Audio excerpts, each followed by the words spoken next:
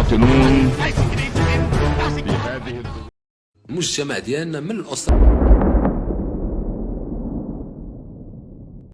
تمكن الطفل المغربي ريان أية الطاهر المتخصصة في الأمن السيبراني من تحقيق إنجاز عالمي جديد بعدما نجح في التأهل إلى المرحلة النهائية من مسابقة أمريكية مرموقة في هذا المجال.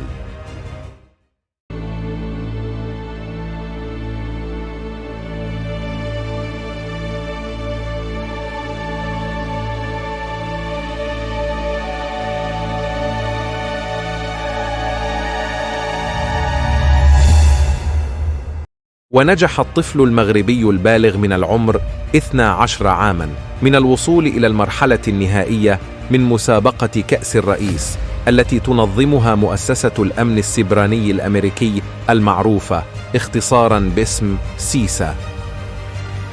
بس دخلت المسابقة ما كانش عندي واحد النية أنني غادي نفوز، كنقول غادي نجيب واحد المعدل اللي غادي يكون أنا يخليني أنني ننجح، لكن ماشي أنني غادي ناخذ المرتبة الأولى، والحمد لله زيد في المرتبة الأولى.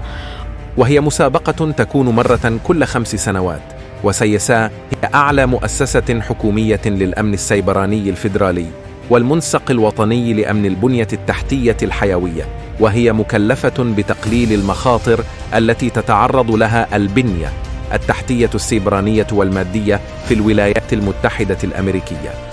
وتوصل الطفل المغربي برسالة من المؤسسة الرسمية الأمريكية تبشره خبر التأهل إلى المرحلة النهائية وتهنئه لكونه أول طفل مغربي في هذا السن يصل إلى المرحلة النهائية من مسابقة متخصصة في الأمن السيبراني. هذه المسابقة كما قلت على الأمن السيبراني، وبالتحديد في الفاير وولز، يعني كيكون بحال واحد النظام. مثلا كنبغي نخترق واحد سيستم، اولا كندير واحد سكان باش انا نعرف الثغرات اللي محلولين، باش انني نلقى واحد لي ديتاي باش انني نقدر ندخليهم. وقبل تأهله إلى نهائي المسابقة الأمريكية، حقق ريان أية الطاهر الفوز في مسابقة كندية التي كانت لها الفضل في تأهله للتنافس في الديار الكندية في 27 من مارس المقبل. قدرت أنني نتأهل لواحد المسابقة تنظم في كندا لو 27 مارس في السيكتور في المجال ديال البلاكيتين. بدأ ريان أية الطاهر مشواره العلمي في المدرسة من خلال تعلم المبادئ الأولية للروبوتيك قبل أن يدخل مجال البرمجة، وهو ما مكنه من تطوير أدائه ودخول مغامرة الأمن السيبراني من خلال العثور على ثغرات البرامج والمواقع الإلكترونية.